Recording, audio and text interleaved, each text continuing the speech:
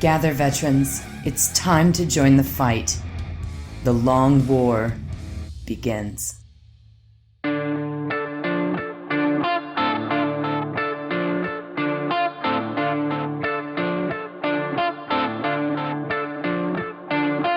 This is The Long War. I'm Katie Boucher, and tonight I'm joined by two legends, Wyatt Turk, Mike Haspil. How's it going, guys? Yo, what's up, man? Have a joy evening. Yo, I'm so glad to be joined again by Mike Haspil, the author of Graveyard Shift. Unfortunately, the cat daddy himself is MIA again. The site migration has gone through over on Spiky Bits. Everything is stable again, but he's been covering big news tonight, guys. You may have heard. GW preview at Nova. New releases galore. Yeah, they finally unveiled the plastic Thunderhawk. It's big news. Oh, you're going to steal Haspil's joke? Unabashedly. Sick. Haspil used that joke on the webcast flawlessly. Yep. He came in super tight, like he was looking at a computer screen, like he was actually looking at this shit. Said it. For about a half second, I wanted to believe it because he had scroll down faster on the webpage than I had. So for that 5 seconds I was scrolling down the page, he could have been right. And then later, 45 minutes later, call back, someone in the chat's like, where is this? Why aren't you guys talking about the Thunderhawk? You talk about everything. Oh, sorry. Yeah. It was a sick and cruel joke. It was Schrodinger's Thunderhawk until you confirmed that it wasn't a thing. That's the thing. It both existed and didn't exist for a moment. So many releases, so much hype today, guys. I can't wait to jump into all these topics with you. It's going to be robust. We have lots to cover. We'll say we're suspending this evening's Would You Rather. Mm-hmm. We did one on the webcast, so you can always go back for that. Yep. Because we have a story to tell. A tale from the Crypt Keeper, if you will. From David, my brother, David Boucher, a.k.a. No Turtles Allowed. He calls me this morning, actually. His morning, my evening. It was 2:30, 2:40 a.m., which is when he likes to go to work out east. So he's like, you got a minute? And I was like, yeah, man, what's up?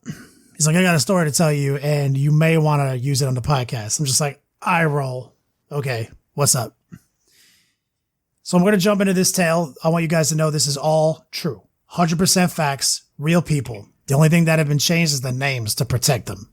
So we're going to refer to the star of this tale as Mike for obvious reasons. So my brother is a delivery truck driver and he delivers beer. He's been doing this for the better part of a year at his current job and he has had his route. So he's gotten to know the downtown Miami area pretty well over the last several years of doing this type of work. There is a Walgreens that he goes to and it drops off beer, right? For the better part of a year, every time he drops off this beer, there is a homeless individual. We could call him a hobo if we want, or just Mike. So Mike chills there every day, nonstop. David's never not seen him there.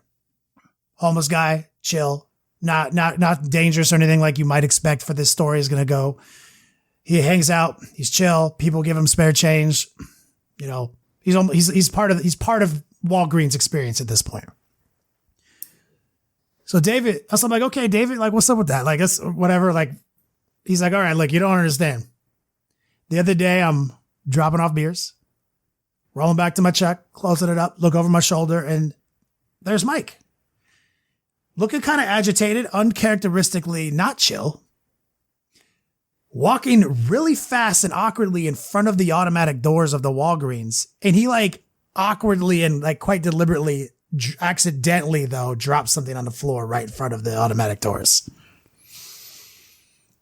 And I can tell by your guys' faces, you're like, what the fuck did this guy drop? Yeah, I mean, I'm guessing. Was your guess? I was going to guess bag of feces. That's what I guessed too. That's what I was going to say. He dropped a deuce. So all of us, because of our, the way we joke in our standard humor level, we all went with poop. He dropped fucking poop. Mike, you are so dirty, right? You dirty hobo. No, he dropped a journal. Okay. This is where this tale goes from the mundane to the truly fantastic. So, of course, We're about David, to step into the Twilight Zone. this is where now we have entered the Twilight Zone. This is real story, guys. This actually happened. Okay. So David finishes up with his truck. Rather than just getting in the truck and driving off, he's like, I gotta go see what the fuck this guy dropped. Goes over, discovers it's a journal. Like a Grail journal. Like that's what it looks like. And on it, crudely written in red letters is, if you read this, we will switch bodies. You had my curiosity, sir, but now you have my attention. So it is quite clearly a journal of this man's life's work, like him, his life. It's his autobiography in a journal. David reads this note, he has it in his hands. He's like, I'm going to put this back down. Yeah, fuck that. I'm not reading this. He leaves it on the floor. And at this point, you might be like, good story, good story. And we continue, sir. So David, this was many weeks ago. David didn't bother telling me because it wasn't even a fantastic yet. David has noticed, though, my brother, in the last several weeks, that Mike is no longer at the Walgreens. A staple of his route for the better part of a year no longer frequents that location. He's not there. So he got to thinking like, man, did he switch somebody with some dude? You know what I'm saying? Or is he like, what happened? So David just forgot about it until he was en route by the beach, delivering some beers. And who do you think he sees? Mike is there at the beach now. Except he's completely dressed differently, looks completely like a different human. He's wearing like a fedora, has a scooter now, like new shirt. He's a legitimately different person. At the beach, screaming at people now. Now he's like that type of hobo. Yelling at people like, oh, I got a flat tire on this scooter. Someone needs to give me some money to fix this. Like he's a completely different, aggressive dude. New hat, everything. Completely fucking different. And David's like, do you think it was him? Do you think Mike? I don't know. And so this is what David and I postulated. We speculated on this for hours until the wee hours of the morning. This is what we think happened. This is a Wishmaster scenario, guys. Would you rather Djinn level sorcery happen here? He met the Wishmaster. He got monkey paw, dude. He said to this Wishmaster, I wish that I can be literally anybody else but me. I want to, I want money. I want to change existences. I want a house, money, like a good job. I want all that shit. And the Wishmaster said, all right, yeah, for sure. But like, you gotta understand my power works. I can't just like create a time warp where like a house that didn't exist exists. Money earned at a job that didn't exist exists. Like there has to be a balance here, right? Like you can't just, that does not how it works. Like there has to be a history. There has to be the fabric of time has to be upheld here. Like, but what I can do is create this artifact for you, a hobo's artifact. And if you write your entire life on this and you can convince somebody to read it, you will switch with them. So the balance is there. Like his fabric and the tapestry exchanges with yours. It's all good. It's balanced. So that's the trick. You got to realize, but you got to trick somebody into reading this. To me, that's obvious. That's how it went down. So my man writes the smartest thing he can on the front of this journal after he commits his life essence to this hobo's artifact.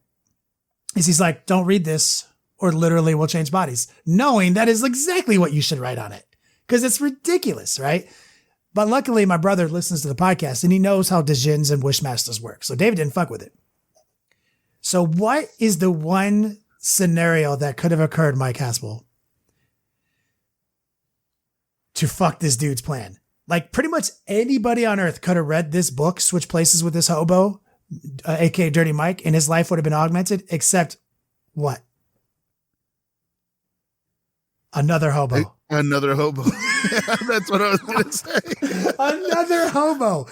So what happened is... Because that's what happens. So what happened was Dirty Mike took this book, laid it down where he knew somebody at Walgreens. He wasn't shooting for the stars, guys. He was like somebody who goes to Walgreens every fucking day. I just want their fucking life.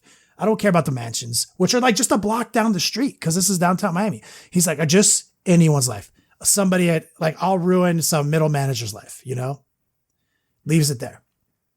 drives off to the beach to watch his last sunset with this body, these old bones, these eyes, and wake up somewhere else in a house.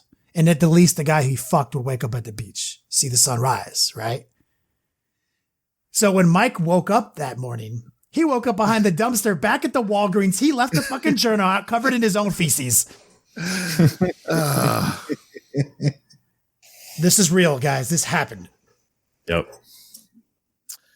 There's magic in the world. How horrible is that? Like, how sad and tragic. Yeah, that's like some Neverwhere level crap right there. That's what that is. Like, this shit happened. Oh my God. So that's the reason we suspended Would You Rather, because that would take a minute to tell that story. Real life, it happened from David's mouth. He had to call me 3 a.m., forced me to take the call, said, you have to hear this story. This is real. That's some crazy shit, which is also down in Miami, which is the setting of Nocturnal Affairs stories, Umbrella Files, and Graveyard Shift, which I love that you said it in Miami. Weird shit happens down there. I'm not going to lie. I took a lot of notes while you're telling that story. Yeah. I mean, there could very easily be a Wishmaster character in the next copy of Umbra Case Files. Yeah. Yep. Dude, ridiculous. So anyway, that's my piece right there. I'm just telling the story from David, our true first and original fan of the show. Thank you for sharing that story with me, David. And I'm going to turn it over to Wyatt Turk, who is acting Cat Commander. Yes. So we got some pricing information about Imperial Aeronautica, space jets in grimdark space times. That's going to be up for pre-order next week.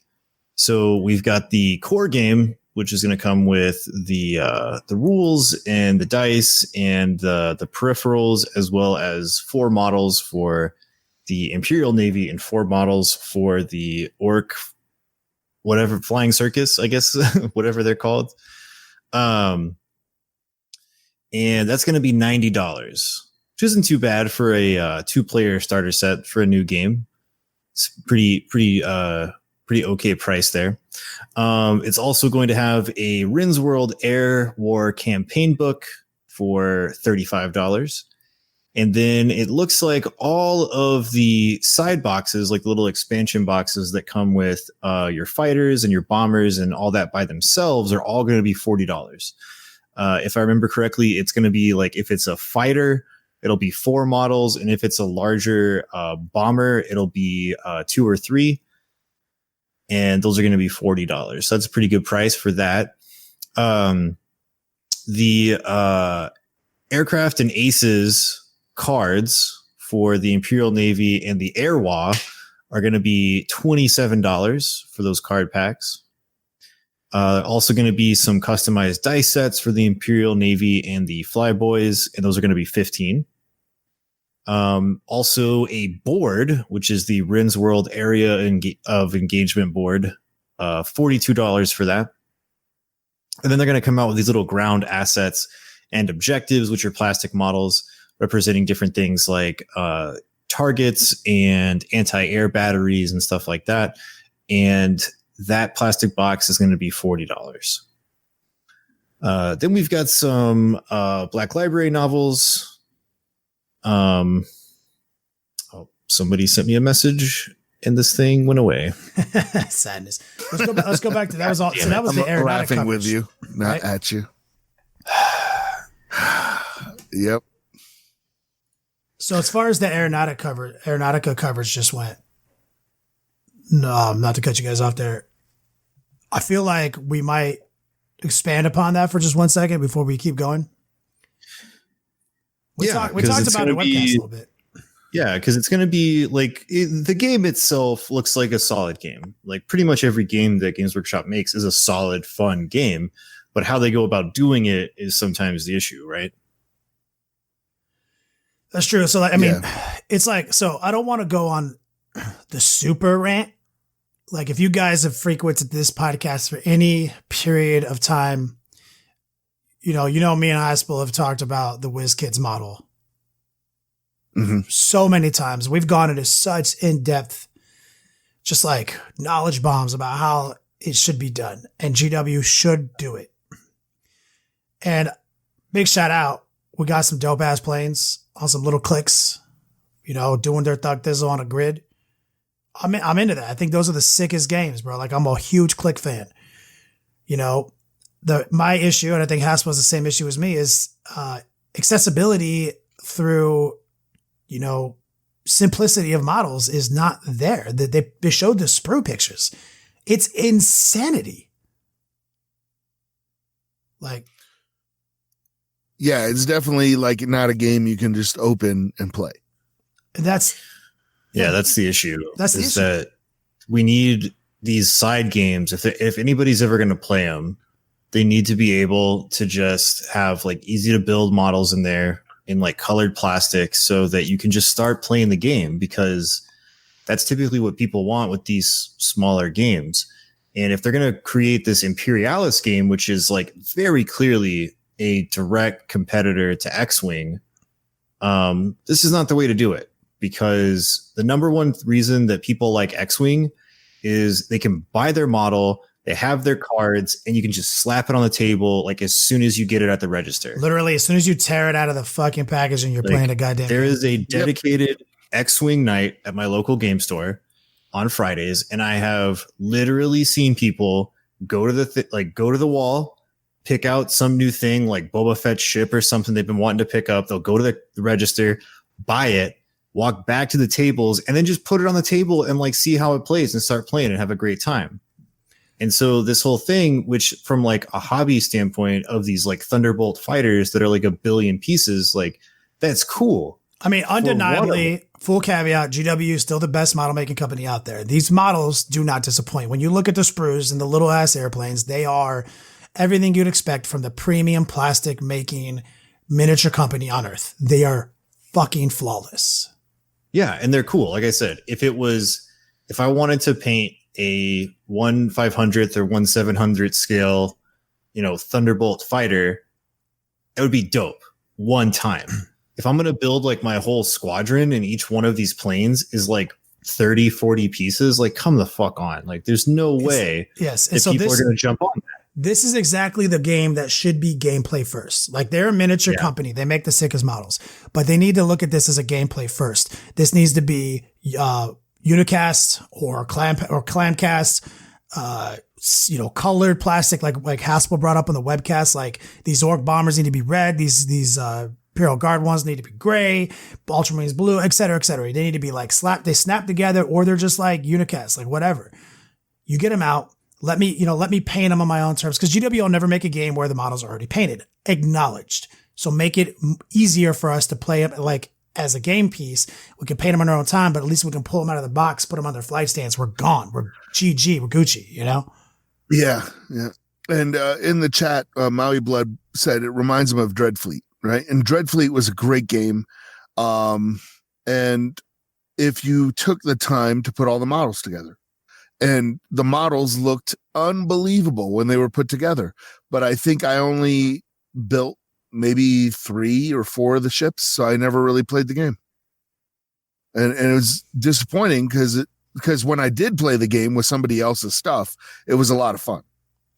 And that's why I say it's like I don't want to get so negative on it, but it's like I have. Yeah, it's hard not to, especially with a comparison to something like Dreadfleet, which is it's not the exact same game, but it's the same idea. This is a side game existing in one of your other IPs that, you want people to play. It's a quick game, doesn't take very long to play. It's fast, it's snappy. You don't have a lot of models, but you'd think they would have learned from the absolute fucking disaster that Dreadfleet was, to the point where like it's shut away and never to be mentioned again. Right? Like as far as Games Workshop is concerned, Dreadfleet doesn't exist, and never did. That's the problem I have, is like, is GW just unaware of this stuff, or was it monetarily successful enough that this is a model they can continue to back? And I think that's probably the answer. They hype it up. They put out these boxes. Everyone buys them. They sell out. They make their money. They make their cut. And it's considered a monetary success on their books, and that's why they continue to push this model forward like this. Because when we look at it as people who aren't privy to the information, we're like, but if you just did this this and this, which would undoubtedly take more work, more thought process, and extra things, it would be a successful, robust game that would get all sorts of new people into your IP, because the reason X-Wing, the reason HeroClix work, the reason, all those click games work is because you have this already established IP of lore that people can come into like, yeah, I already know that shit. It's tight. Oh, these are my favorite superheroes. I can just pull them out of the box. Holy shit. And they got the dials on them. I could just move around on this map. Yo, I'm in. Count me in. You got that. GW is big enough now. The narrative's big enough that it's more mainstream than it's ever been before. You throw out these airplanes, this aerial combat, which is hot right now. You make it easy. The narrative's there. You're getting this whole other group of people who are into gaming and subgaming and all that culture into your IP deeper than they would ever have gone before. And now we've got new people for life. And that's just one of 1,000 points I can make on it. That's why I don't want to hijack it down the road. We've already covered it so many times on the podcast with this type of, so I will say positives. GW is moving into a direction I can get behind with this type of game. That is a positive thing. The models are fabulous. Those are definitely positives. I hope that GW does something with the knowledge, with what they've seen their competitors do, and this doesn't just die like Titanic has died, dreadfully died. Yep. Yeah, it's kind of sad.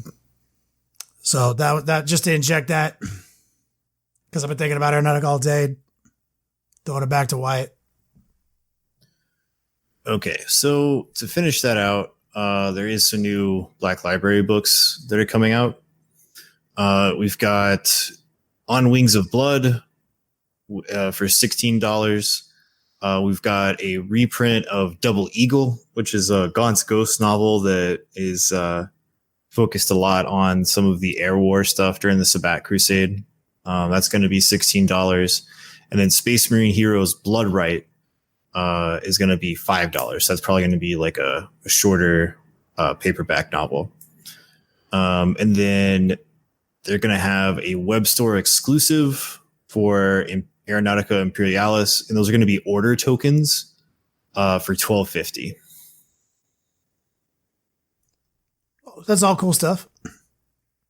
Yeah, and then the other thing that we had was some super secret squirrel information about some of the Blackstone Fortress stuff. There's a new expansion coming out very soon called Explorers and Hostiles, and goes into the points costs for some of these because sounds like you have some inside information.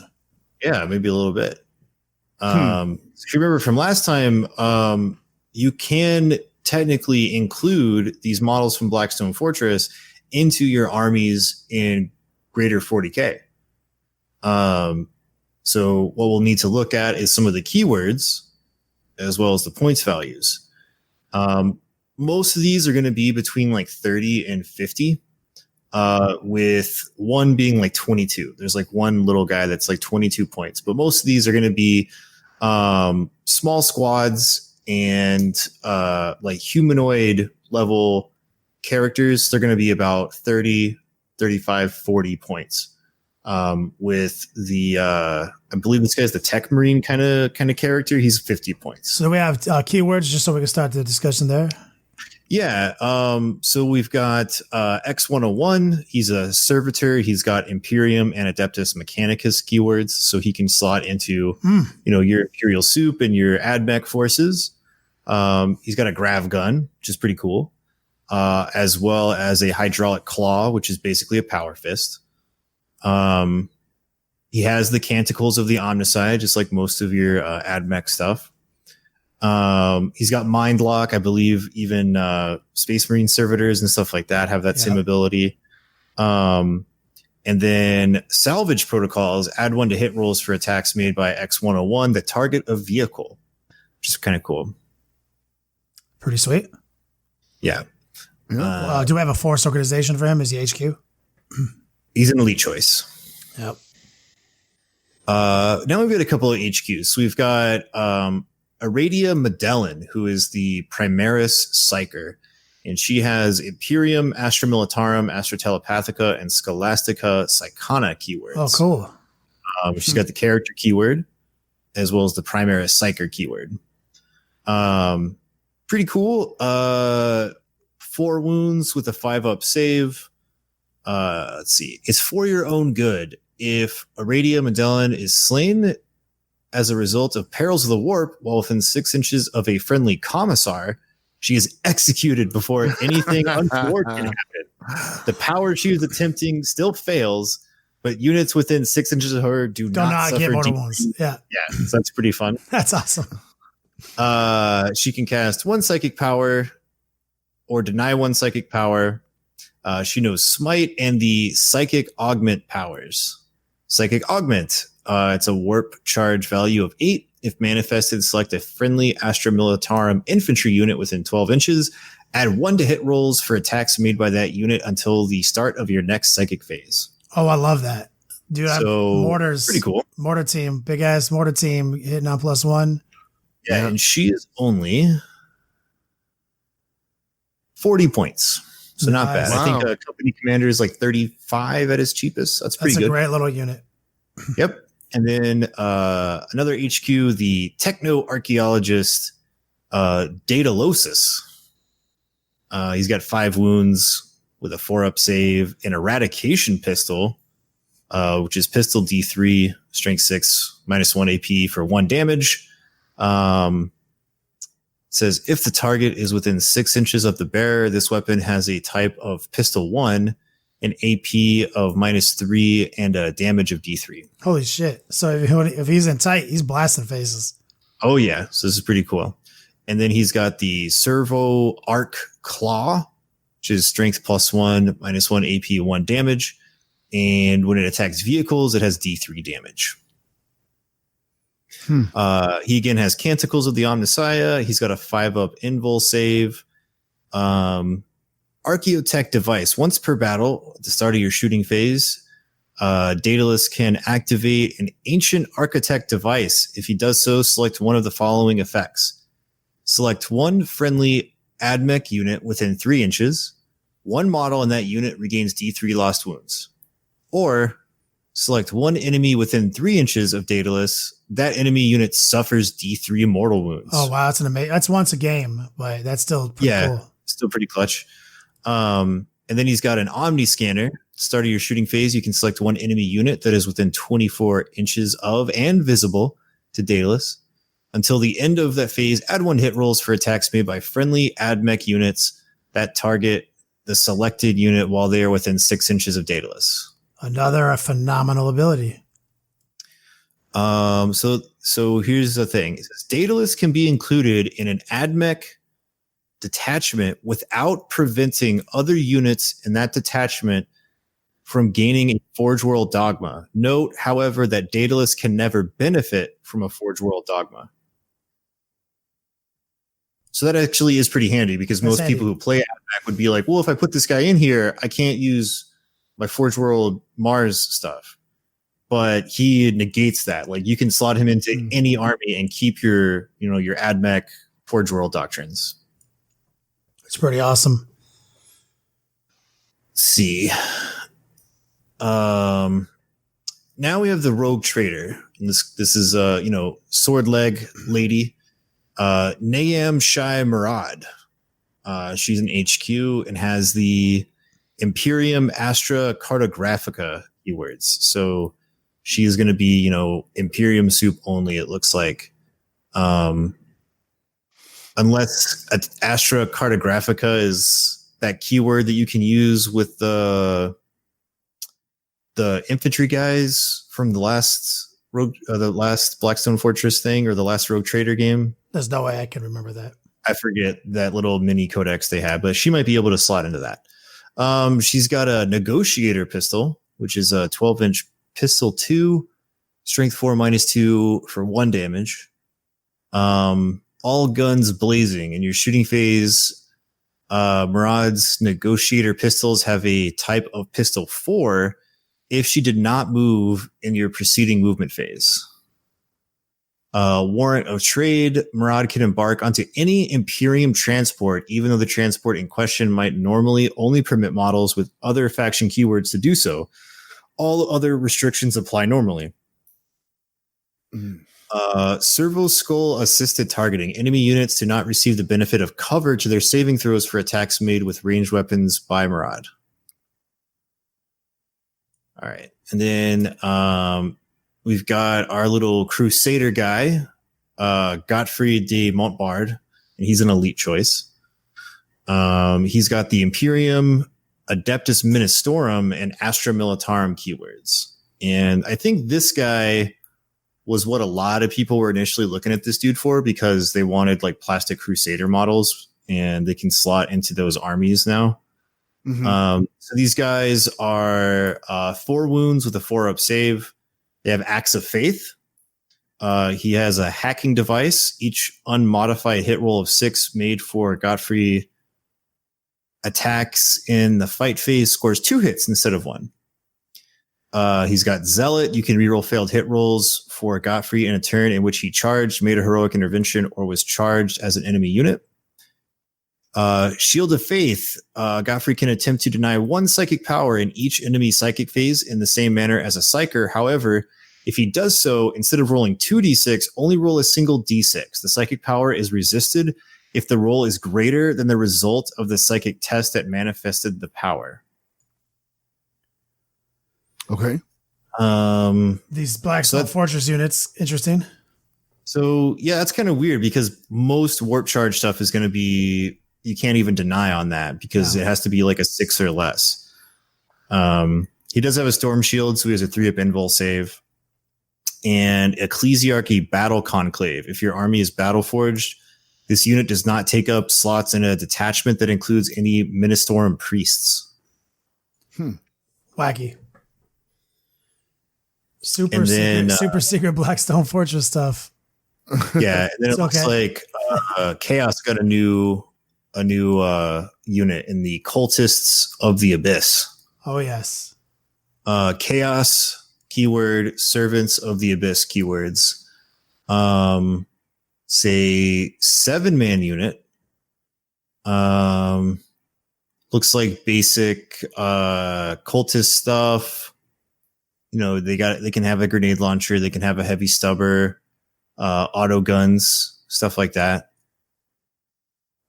Then it has Servants of the Abyss. This ability has no effect unless your army includes Obsidious Malex, who's that the hammer dude from the Space Marine guy. If it does, you cannot set up any units with this ability before you have set up Obsidious Malex. When you set up Malex during deployment, all units with this ability are immediately set up at the same time.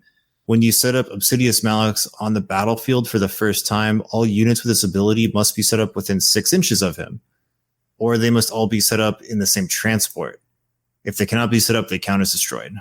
That's some silly, non-playable. I mean, we think about it from the context of playing it in 40K.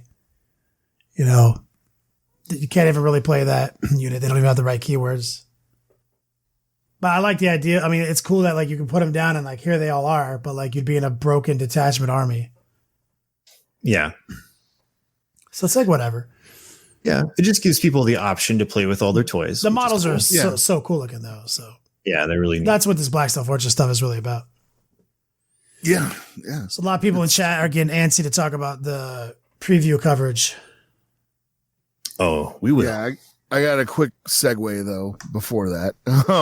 But it ties in with Blackstone Fortress because I got invited to do like a Games with Authors event after FanX.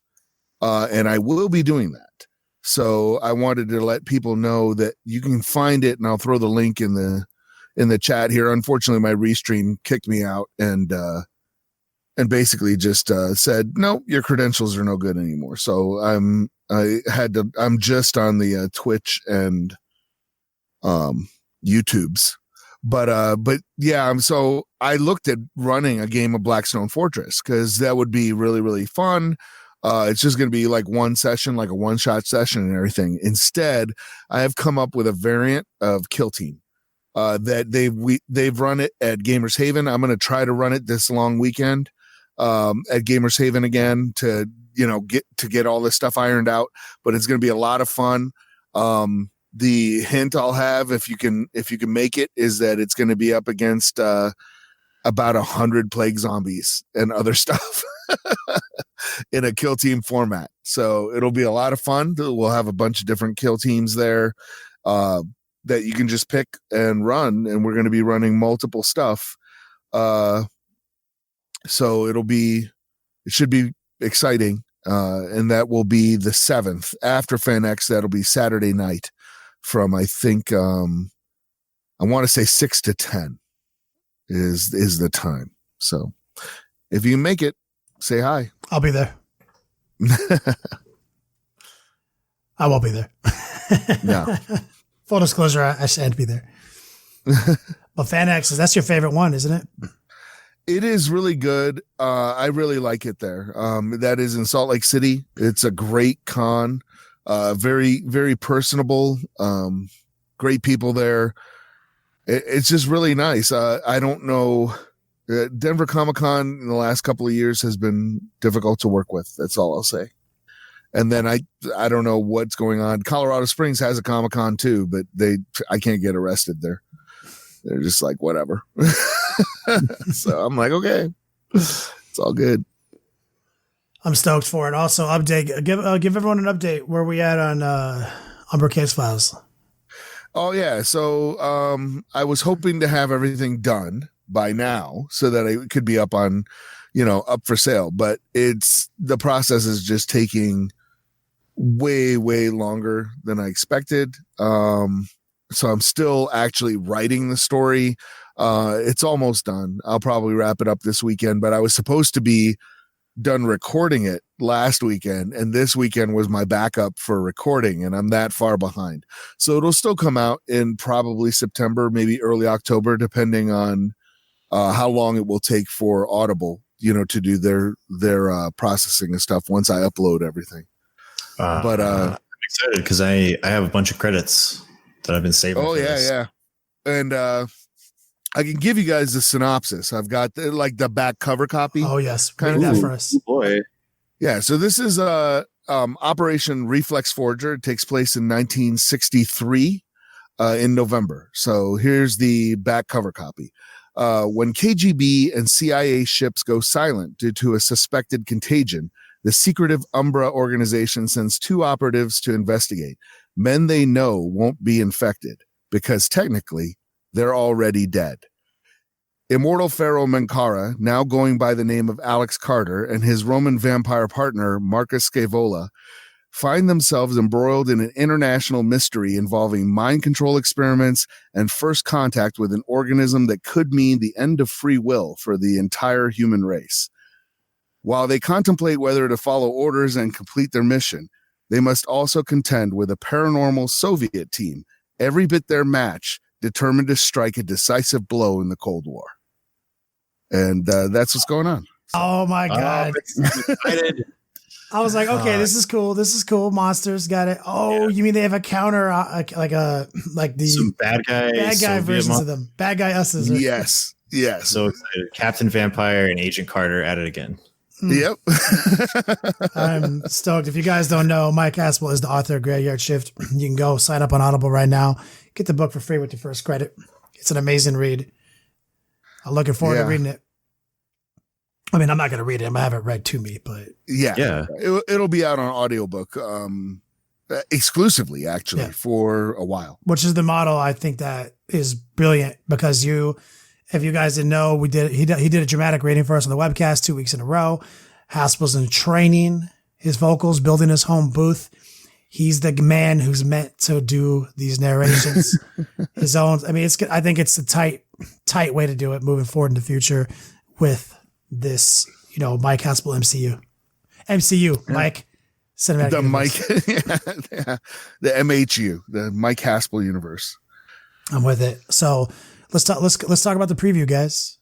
Yes. Oh man, great previews coming in from Nova. Tons of really cool stuff. We touched on Psychic Awakening in the pre-show, but the idea for Psychic Awakening is it's a brand new campaign in the 40K universe. Straight from GW's mouth, it's going to have multiple books It spans the entire galaxy, and it's going to have new rules for every codex.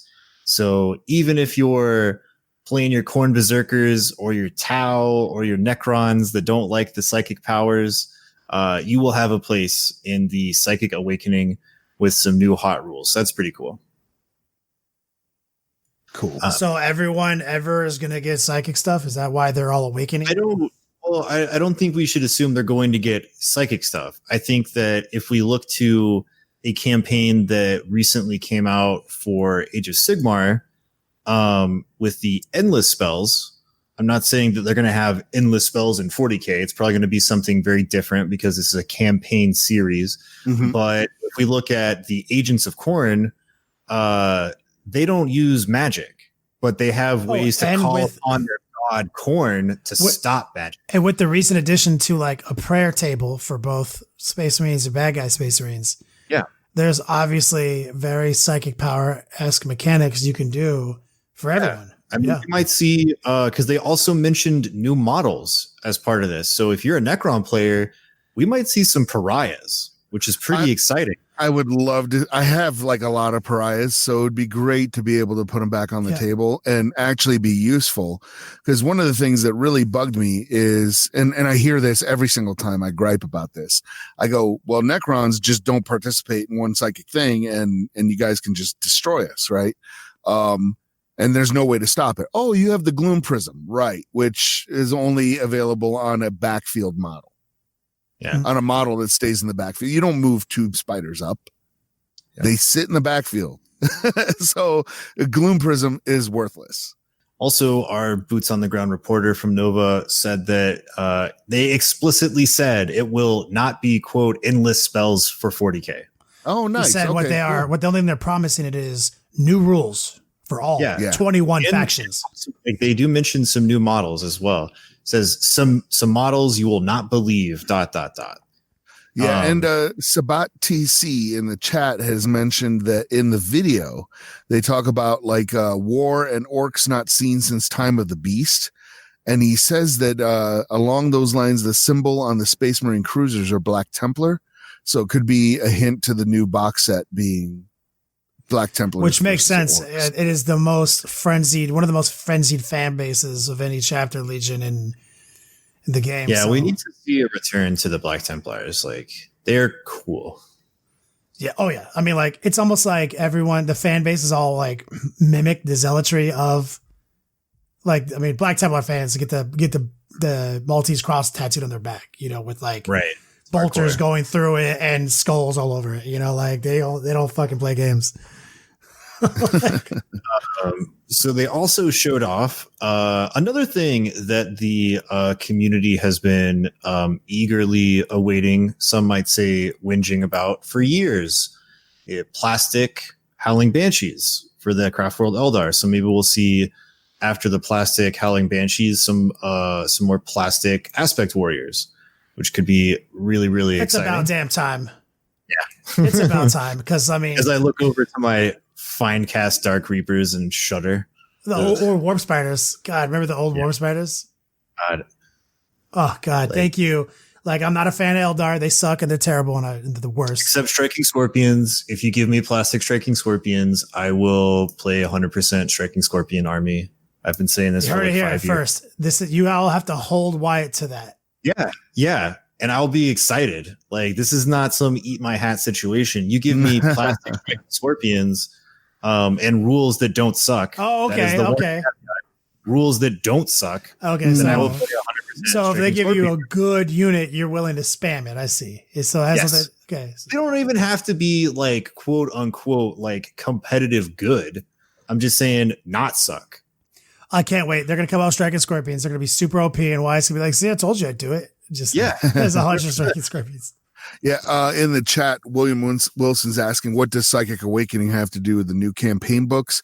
It's a new campaign, like it's a whole new campaign setting. And that's the name of the campaign books. That's the name of the new campaign setting, and they said that they're basically going to be releasing new books with at least 2 factions in each book. So we could be a psychic like a psychic force in the galaxy, and that force will be awakening soon.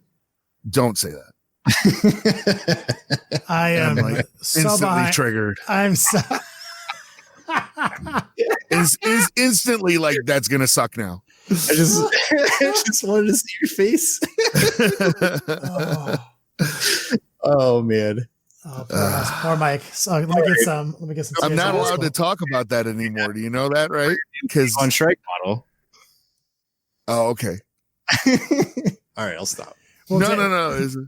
Well, okay, but why don't we fast forward? Well, just to appease the Haspil. Did you notice that there's going to be a new Sisters of Battle Seraphon? Yep. Yes. A whole new battle box that again, our boots on the ground guy said is going to be released before the main release of Sisters of Battle, sort of a Sisters of Battle a la carte. And that's going to include the Codex and 25 of the brand new plastic models. Haspil will buy that. Yep.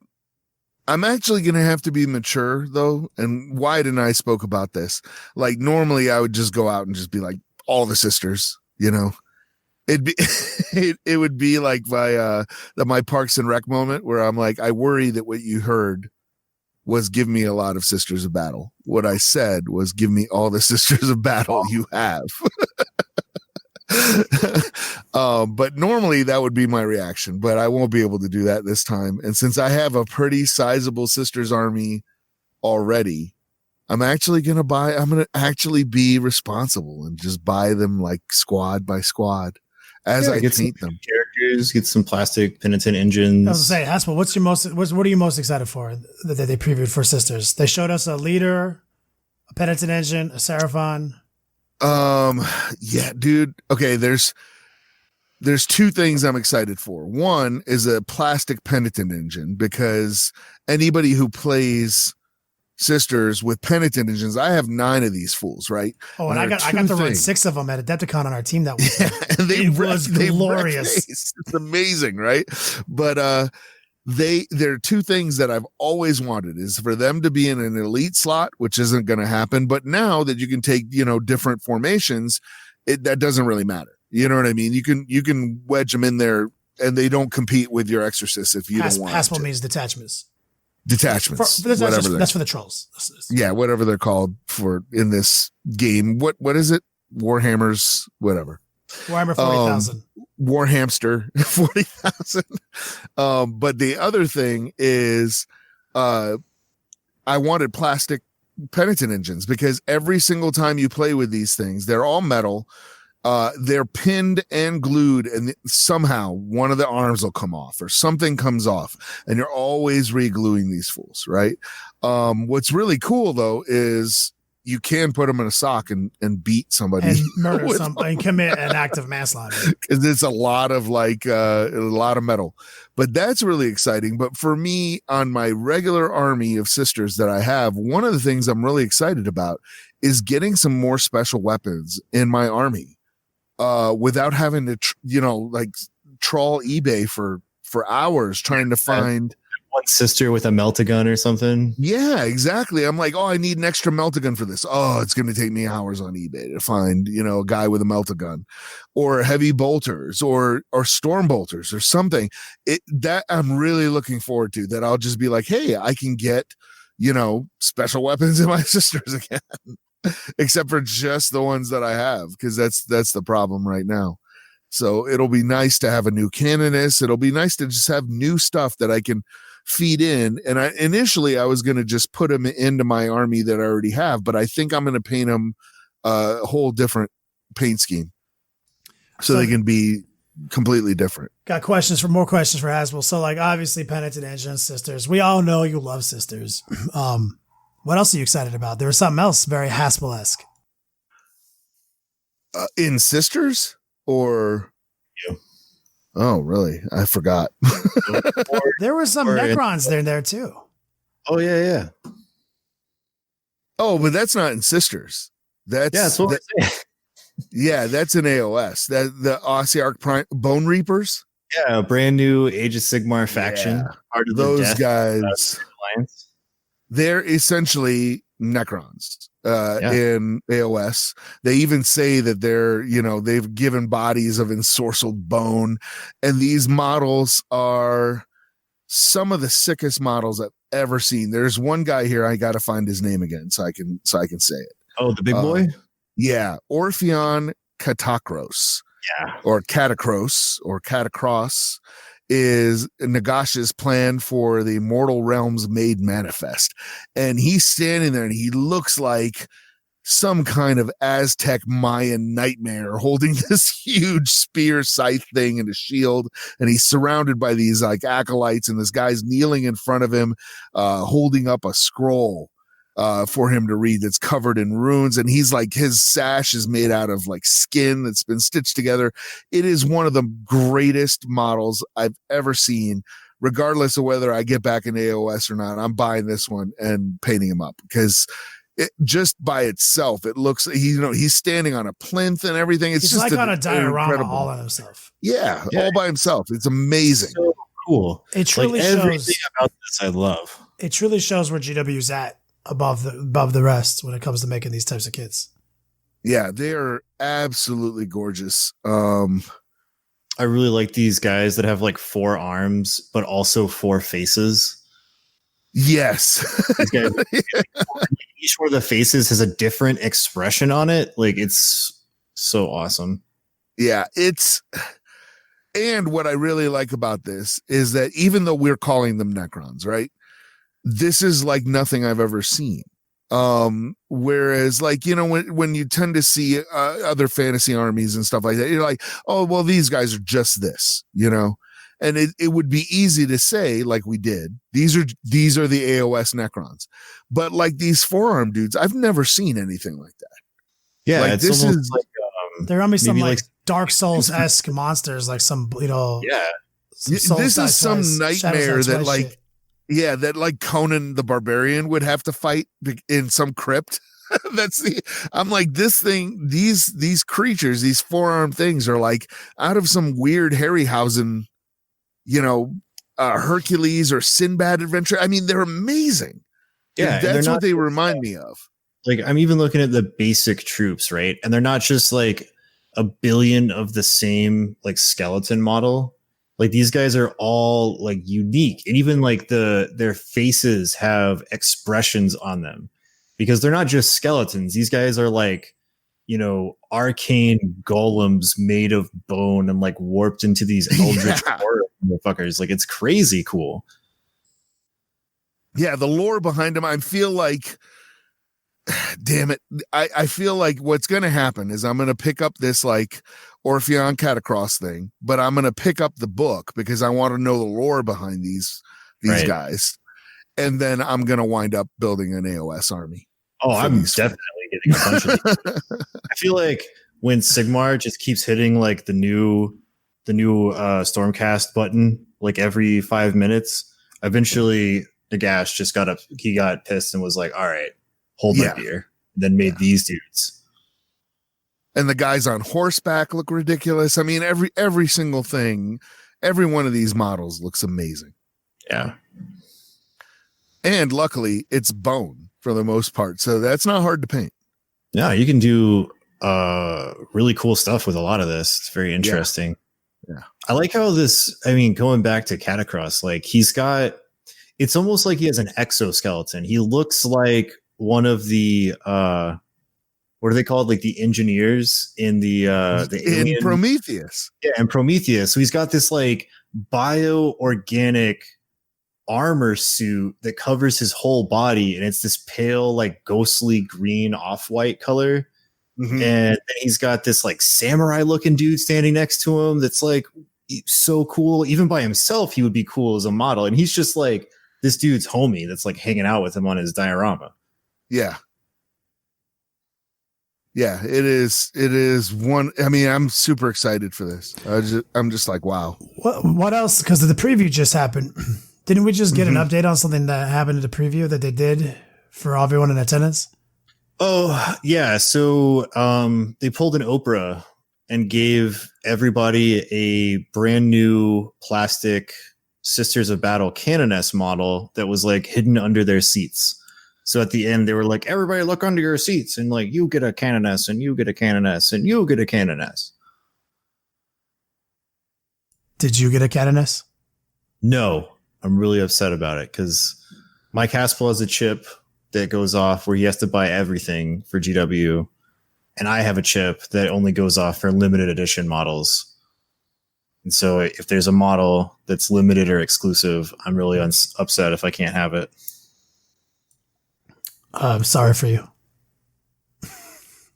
Yeah, but I read the article and I found out that this chick is in the actual like box set, so she's not exclusive. So it's not LE. Tight. So it's immediately dead to me. Like I don't care anymore. Yeah, it's meaningless. Just garbage. Yep. Yes. Man, I mean, it's like I didn't really have like crazy high hopes for this preview. You know, like I was like, it'll be cool. They'll show us some stuff. Meh. I mean, it is amazing. Like the announcement of the Psychic Awakening, these new models, these new plastic kits, the absolute, and I don't give a shit about iOS. And now I'm like, damn, I do now though. I do. You know, Aeronautica, we'll see how that plays out, but still, I'm going to have some tiny airplanes. Don't get it twisted. Like, I'm going to paint those up and be happy. And hopefully I get a tiny Hilldrake. So it can be even more annoying than the full-size Helldrake. I'm going to do that. 700 scale crazy gold trim. Oh my God, I can't wait. If I get a tiny little Helldrake, he will absolutely be a surfboard for my jump pack guy. That'd be dope. So for AOS, like Kenny's just sitting there going, "You made me care. I care now." He's like Ice-T. But yeah, I'm excited that they're releasing more of these like little I don't know what to call them really. They're not diorama kits, but they're like terrain kits. But you still have to do the work yourself. Like they had these like Hobbit hole upgrade sets where you carve the Hobbit hole like hill and flocked it and everything yourself, but they sold you the facade, like the front part of the thing with the door and all the windows in it, and you can make a really cool little diorama with it. And they have one of Lake Town, which I'm like, okay, whatever. But this one of Rohan is incredible, and I'm just like, oh man, like this is dope because I have a lot of Lord of the Rings minis, and unfortunately, a lot of people don't play the game. But I love making these little dioramas and just displaying them. Rohan, that's a Dungeons and Dragon reference. I'm not. You know what Rohan is? Good Lord, the beacons are lit. I know. Yeah, Rohan calls. I am familiar. I can't have been friends with Mike Haspil. It has the greatest woman in Middle Earth lives in Rohan. Look, I know. I'm teasing. I didn't mean to trigger you. This is not a Star Wars situation. This is me just trolling you. And I also am a big fan. I love Lord of the Rings. And I've been friends with you since like 2003 or 2004. Yeah. I just troll you. I love it. I love how when I go into Haspil's Beats Lab, he has Sting in Hobbit scale and Sting in people scale. Yep. Just so he can pretend he's a hobbit. Oh man. We'll see. I mean, it's exciting times. It's so much cool shit, man. Like, I mean, I can't even hate. Like I was earlier this afternoon, I was like totally mad about the tiny airplanes. And then by the end of today, I'm like, I don't give a fuck about tiny airplanes. No, these bone guys alone. Like if they had just shown that, it's so sick that I'm just like, man, and I'm kind of glad and kind of not. Like right before the Warhammer Fantasy Battles met its end, I was about to get into Tomb Kings. I actually still kept the Sphinx models because I bought like both those big Sphinx models because they were incredible.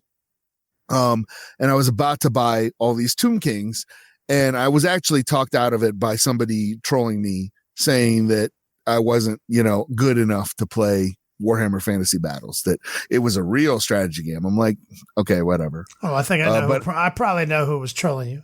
Yeah, and it was somebody, that always talks like that. But I was just like, okay, I guess I'm too stupid. I'll just stick with 40K. And then like 2 months later, the end times happened and they nuked the whole thing. But I always really dug the whole idea of the skeleton army and everything like that. So seeing these guys come out, I think I'm gonna have to jump back into it.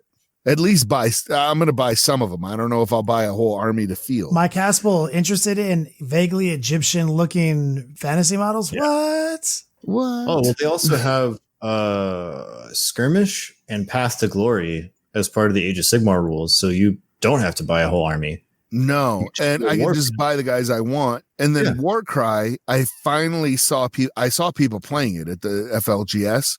Yeah. You get a lot of stuff in that box.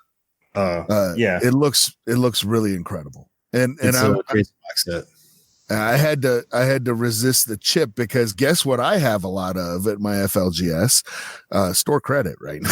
So, so it's dangerous for me to go in there. People are actually going to play Warcry because there was a lot of hype for Warcry at my store, and I bought the box set and the Snake guys, and turns out nobody's actually going to play that game. So now I'm just left with this giant box of shit that I don't want anymore.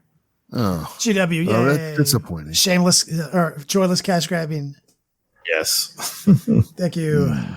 My plastic pyramid of shame continues to grow. Like I love it.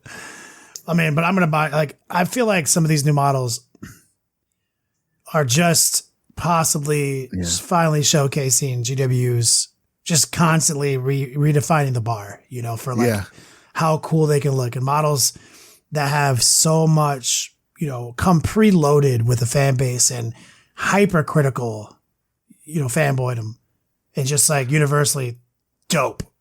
No one's going to say they're not dope. Like these new Sisters, some of these new Eldar models. So, you haven't heard Sisters players. It's impossible to please them. Oh, well. I guess that's true. That can be taken so many different ways. One would hope that we get these new plastic Sisters of Battle and nobody would say very misogynistic things about them. But you would be surprised how many Sisters players said lots of misogynist things about the new models. Well, that's the internet. Amplifying voices that shouldn't have voices. See, and I like that conversation. I like that statement. And I used to lean on that a lot, Haspil, until I realized in 2019 the internet is real life. And so like people need to start checking themselves. Yep. That is true. But you're always going to have those folks. I don't think you can ever silence those voices. Nope. There's going to be people that And I feel almost like they're doing it just to get under people's skins, Yeah, I mean, trolls. Yeah, it is what it is. But we're getting to the end of it. Well, there's some other stuff that's really, really quickly. Like they're promising to put out this thing called Warhammer Legends, which will cover rules for models that maybe have been discontinued, but they were out at some point. So they say that they're going to have models and rules for all the models they've ever put out and points values for them so that you can always play with those. And that's kind of exciting. And then they announced like that there's going to be a Warhammer Underworld's Grand Masters Global Championship, like with finals and everything. So that's very, very exciting. I need to get back into Warhammer Underworlds, man. I love that game so much. Shade Speezy. Yeah, I adored it. Things got super busy and I kind of dropped out of it and I need to get back into it. Mike Haspil, the reigning champion of this podcast. Yeah. Are you going to LVL next year? It's probably not. It's too early to tell, but I will be using all my vacation. My Penny and I are going to New Zealand again in November, and and you have shenanigans. You have this plan to not come back, to get hired by Weta. I do have a plan to not come back. Like if if Weta were to offer me a job, I'm a Kiwi now.